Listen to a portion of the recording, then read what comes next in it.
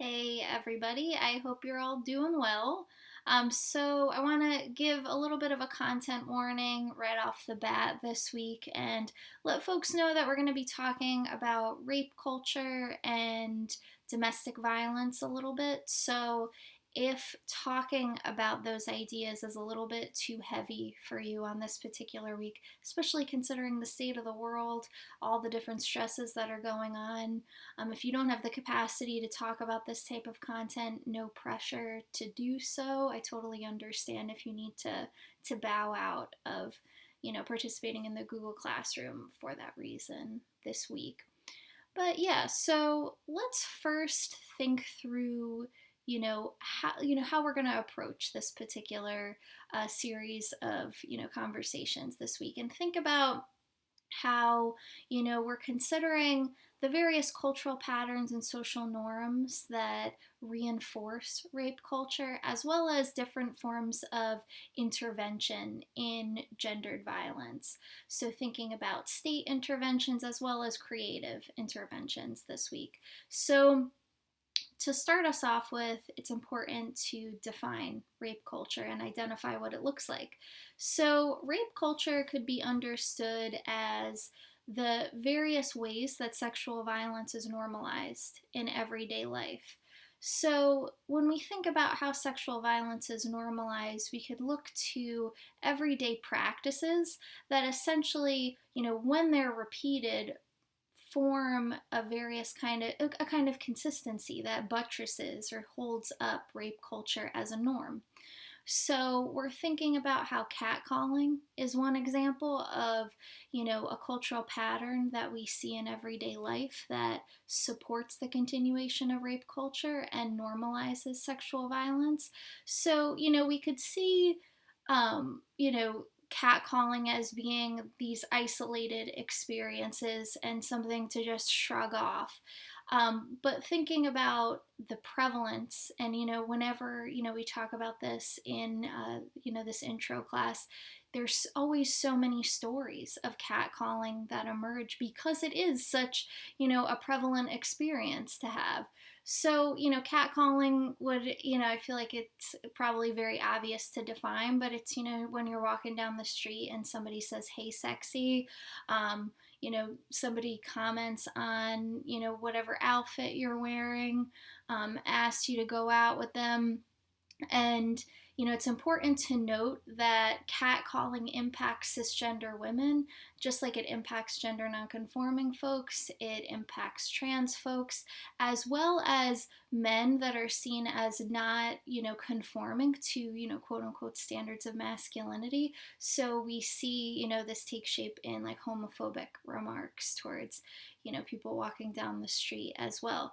But what all of these forms of catcalling have in common is that kind of licensure to, comment on someone's body, comment on how someone's dressed, comment on how someone's moving through the world, and essentially, basically, have the liberty or the kind of sense of entitlement to, offer input on what that person looks like. So we see how catcalling is intertwined with sexism. It's a key, manifestation of, everyday sexism, but it also goes hand in hand with homophobia. It goes hand in hand with transphobia. So we see how these various forms of systemic power come into play with even, an example like catcalling. So thinking about another everyday practice that evidences a cultural pattern that supports the continuation of rape culture is this notion of locker room talk that we saw kind of become prevalent with various conversations during the Trump years. And locker room talk would take shape as conversations where people are engaging in a kind of banter that is founded upon the objectification of others, and it tends to be women. So thinking about how, that sort of bonding that takes shape through something like locker room talk. It's obviously not limited to, the locker room, it's just a shorthand expression. But, we see that take shape, as a kind of pressure that's placed on men to participate in objectifying, women, objectifying other people as a way of cultivating friendships with others. So I always do find it interesting when, guy friends of mine will share the ways that, people will, try to kind of, continuously engage in that kind of everyday talk, even if it's like an Uber driver or like, somebody at the grocery store or what have you, where, they're like, hey, look at that lady, look at, look at that person's legs or whatever it is. And it functions as a kind of, strange bonding mechanism, but it's obviously very prevalent in today's day and age. So we also see rape culture taking shape through the patterns of victim blaming in our culture. So, victim blaming would, manifest in the form of, if someone is sexually assaulted, the series of questions that come after that person is assaulted, and, comments like, what was that person wearing? Why were they there that late at night? We hear so many, questions that, do follow a sexual assault that we wouldn't hear, follow any other crime. Like, say, if someone's car was stolen, you wouldn't experience that same series of questions that in effect is trying to redirect blame or redirect, any form of accountability for the person, that perpetrated that act. But instead redirect that focus and blame on, the survivor of the incident. So that form of victim blame, those, various forms of victim blaming clearly evidence rape culture in a profound way. And, we're thinking about this week the ways that, state interventions take shape in, various forms of violence.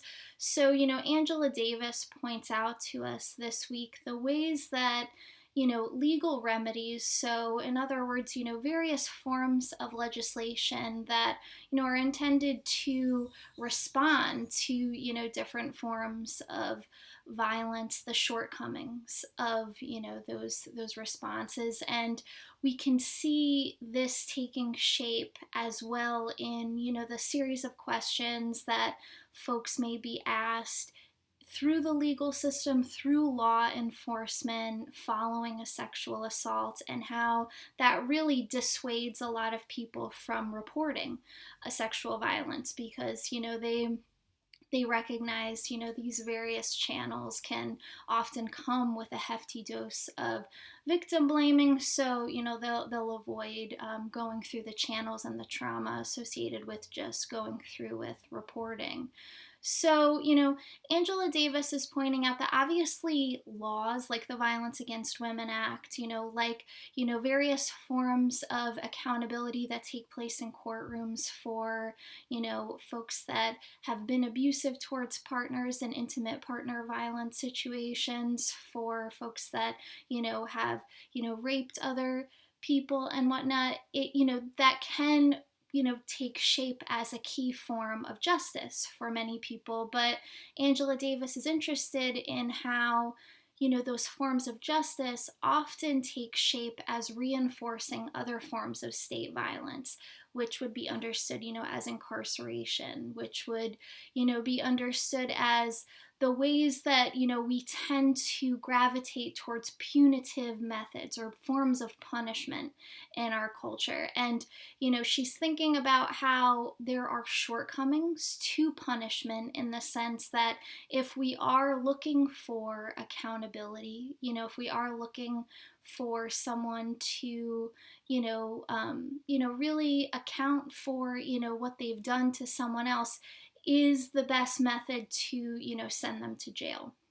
And so that obviously varies depending on the situation in terms of what the survivor identifies as justice. So This is obviously, a very complicated discussion because, there's so many different circumstances, so many different situations to consider. But, we think about how, we could understand an alternative form to state intervention in these matters as being, community accountability processes. So, various, like, groups of people coming together and, you know, consulting with a survivor of a crime, like, what do you see as being, the best form of accountability for this person?